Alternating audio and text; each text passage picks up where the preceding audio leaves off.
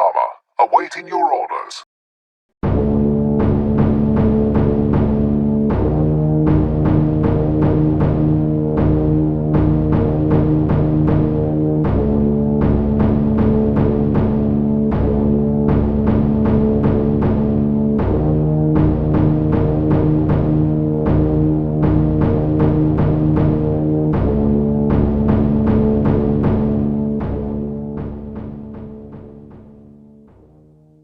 Hey there everybody, time for another video. About time, you might be thinking. You know, every item I talk about in my videos is something that I think is cool or interesting, or at the very least weird enough or silly enough to warrant talking about. But this is one of those items that I feel like I have an obligation, nay, a duty, to tell the people about. An item of such incredible value and potential and versatility that I just have to let people know. So I'll quit treading along before I run out the tank, and let's get straight into the video.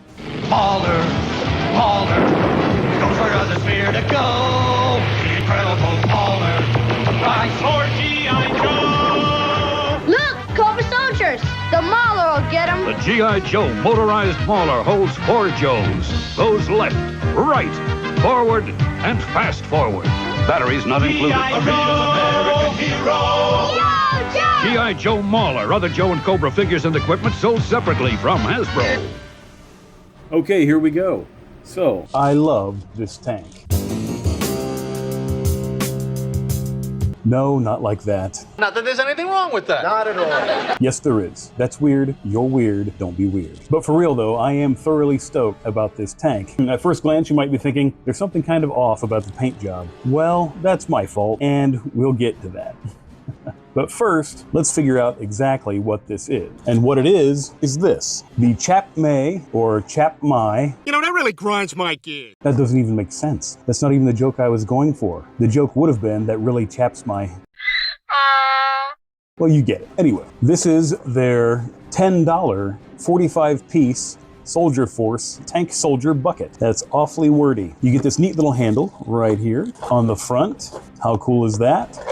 And this little deployment ramp that you have to cut the little plastic bit off of to open. And inside of this tank is all of this stuff. So yeah, kind of a variation on the little bag of green army men, but definitely the coolest variation you could ask for, at least in my opinion. Some updating on the war gear, the uniforms and weapons and all that good stuff. Sort of an update on a classic toy. Pretty cool. So yeah, these guys are really cool. Comes with several vehicles, not to scale with the soldiers, but fairly in scale with each other. And the two smaller tanks are similar to the larger tank, but not quite exact replicas, but they're still very cool. Now, if you're not interested in these, as other people have suggested, if you are a war gamer and you just need something to practice your painting on, this might be a good option for that. If not, just give them away to the Goodwill or niece or nephew or somebody that needs some toys to play with. That'd be pretty cool. I think these might be a little bit too big to actually play with in most modern war games. I think those are usually like 28mm, but I could be wrong. Anyone that knows better, feel free to let me know. But if you can't afford to buy, because a lot of those miniatures are kind of expensive, this might be a nice substitute for that. So you can still use the rules and whatever of your favorite war game and just use these cheaper figures as stand-ins. That could be pretty cool. And there are also lots of that are vehicle based that you might be able to kind of fudge these into. Again, you'll have to let me know if these are in scale with any of the war games that are out there. Yeah, definitely some use you can get out of these items, even if they aren't the main reason you purchased the tank. And they even come with some of these terrain pieces that snap together. They only have the one side, so you might have to do something to fill out the other side if you wanted to make it look a bit more realistic for your tabletop. But they're still pretty cool, and they are in scale with these figures, and you might be able to fudge them into a smaller tabletop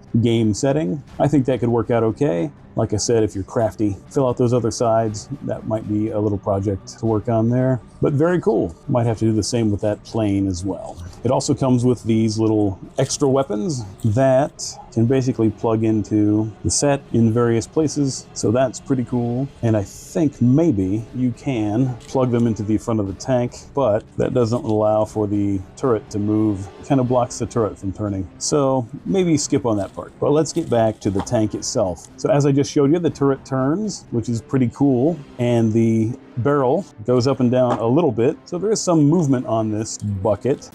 It's bouquet, B-U-C-K-E-T, bouquet. Unfortunately, the tank treads do not move. And as you can see, it is translucent on the side, so you can kind of see all your pieces. But yeah, the tank treads don't move, unfortunately, and there's no wheels either to like allow it to roll. But that's about the only drawback I can think of to this particular item. Other than that, it's just a really cool design. It's just a really cool tank, but let me tell you why I'm actually more excited for it. It's one of those items that I just feel there are so many possibilities for, so many things you could do with it. No, not that again. So yes, this is the kind of thing that you could probably, again, kind of fudge. How many more times do I need to say fudge? Into perhaps even a 1/18 scale line, although I feel like it has more potential in a tabletop wargaming setting, particularly something more like Warhammer 40,000. And you might be thinking, no way, man, that tank's way too big. But is it though? If you're familiar with the Warhammer 40K setting, you know some of those tanks are just massive, like gigantic, often ridiculously so. I mean, there are some tanks in the Warhammer universe that on the tabletop have a hard time fitting through terrain. So just as an example, this is the size of one of their slightly larger scale Primaris Marines, their Lieutenant and Phobos armor. And really, he's not that much off in scale. As a matter of fact, those hatches look like they would fit him perfectly. No, I didn't paint this, and you can tell because it's actually good. I'm not entirely certain who did paint this. I got this secondhand from a place called the Troll Trader in the UK. It was very nicely priced. And they often have a lot of cool stuff at good prices, so I recommend checking them out because you might be able to find some really cool things there, some things that you're looking for. And like I say, the scaling isn't really that bad, especially when you consider the size of a lot of these Warhammer tanks. No, those hatches do not open, so that's unfortunate. If you're really hardworking and you want to carve them out and rebuild them, which I don't know why anyone would, that seems like a lot of work, but they do seem like they'd be the perfect size for that. I did have a hard time painting over, in my sort of basic paint job, painting over the Soldier Force logos. You can kind of still see them very lightly. That needs some more work, obviously, but you could probably put some sponsons, some extra weaponry, like Warhammer tanks have, on the side there, get into your bits box, or maybe use some other parts from other cheap toys, or I believe they even sell custom-made sponsons on Etsy and places like that. So you might be able to find some war gear, some gear for your tank, some weaponry for your tank that way, and sort of glue them onto the sides. There's a little blank spot there to maybe attach an extra little auto cannon or something like that, or perhaps some heraldry or iconography of your particular chapter. So I think there's a lot of possibilities here with this. Now let's get a little more in-depth on the construction of the tank itself and how that might add to more little fun hobby projects you might want to do. I've removed the screws, but there are two little screws that go into the back here, and that's pretty much the only thing that holds the two pieces together. You can just kind of pop it off after that. And then there is one more little screw that goes in through the bottom here and connects to the turret on top. And if you take the turret off, you could have just some sort of armored personnel carrier that you might be able to add some other different kind of weaponry or a radar dish or something like that to the top. If you take this piece out, the handle, there's that handle, and that handle just pops right out also. So if you chose to attach something to that handle, there are certain vehicles that have like spikes and things like that on them that you might be able to do something like that with if you chose. And there's that ramp that pops open. And yeah, it's a little awkward. Like if you were laying the vehicle flat, you couldn't open it up. However, I was thinking if for diorama purposes, if you had it on a sand dune or something like that, about halfway propped open, you could have some guys pouring out. And that could be a cool visual right there. And speaking of troops in the vehicle, look at all that room you have to work with in there. You could maybe fashion a crew section, tank crew, or if you wanted to put some seats in for like troops to sit in, that armored personnel carrier kind of vibe to it, that would be cool. I thought about coating the bottom of the tank on the inside with some of this magnetic paint, and then I thought if your bases were magnetized, that it might hold them in place, but I'm not real confident in how strong of a hold that would have. Maybe something worth experimenting with just a base and not a base with one of your expensive models on it. I wouldn't want you to try that and have everything get all smashed to bits.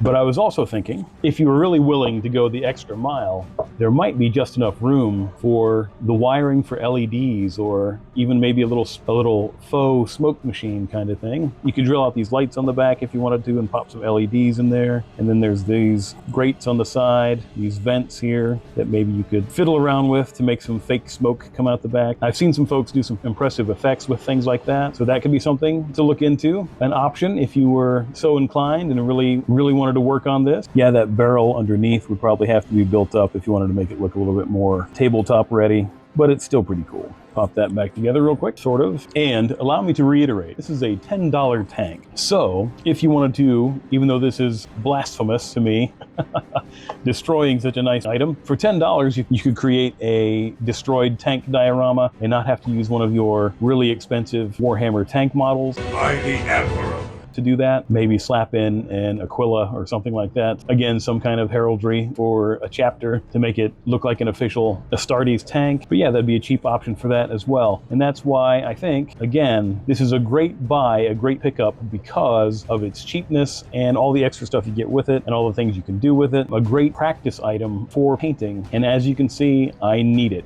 You can choose to do whatever you want, whatever chapter you want. As you see, I kind of went with a basic kind of generic Ultramarines, but not really with the gold sort of accents and things like that, but kind of in that color scheme. But you could do Blood Angels, Dark Angels, whatever, camouflage tank for the Imperial Guard, Astra Militarum, all that stuff. And again, like I say, you could either use it as a proxy or just as practice because, as I mentioned, a lot of those models are really expensive. And before you start to work on one of your really expensive models, you could just practice on this $10 stand-in to sort of get your technique down and things like that. I say I'd hate to destroy this tank, but you know, so what's my excuse with this paint job, right? So yeah, the paint job itself that I did, I kind of just grabbed what was handy, and I think all I had was like a satin blue, midnight blue or navy blue, something like that. And then I dry brushed some silver on it, and I kind of wish I had stopped there because I just made it worse after that.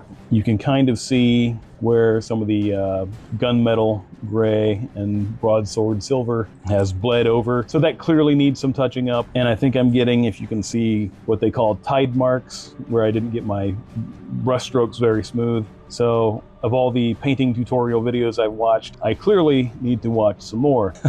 You can also tell that the turret is like 3 to 5 shades darker than the rest of the tank. I don't know exactly how I did that, how I managed that, but every attempt I made to make it lighter, I just kept making it darker. So that's why I haven't worked on it since then, because I just thought probably better if I just step away from it for a while. Just walk away, and there will be an end to the horror. And maybe come back to it later and try and tidy it up a bit. I thought about getting another one of these and then just priming it in like a silver, a metallic base coat, and then trying to add layers to it and build it up from there. But we will see about that. Hey, remember when I said I was thinking about spray painting one silver and then building up from there? Well, I went ahead and did just that. And here I am showing it to you through the magic of editing in the bright light of daytime, where you can really see all those nice details and really get a good look at it and see all the neat little forms and features that you could have fun painting. Really getting a good look at the canvas you have to work with here. So how cool is that? But yeah, you might be able to add some bits to this and make it a stand-in for any number of tanks. What's the great big one with the single cannon? I can't think of the name of it. Yeah, I remember. The Storm Shadow, Bane Blade, Master Blaster, something grimdark sounding. So you might be used to these little Army Man buckets presented like this. This one also having a little terrain piece on the top. That's quite nice. Really liking the bridge across the top. That's cool. Or the excellent core massive set from Leonard. It wouldn't be one of my videos without a Leonard item making an appearance. Lots of cool bits in there as well. And I love how the top piece also is a terrain piece that you can use. That's very cool. My Ollie's price tag not as cool, but actually is cool because it was a good price. And the same company that makes the tank also makes this really cool transport chopper, but it only comes with 34 pieces. And the pieces look relatively the same, except it looks like you do get a play mat and a 1/18 scale action figure, so even further out of scale than the rest of the items.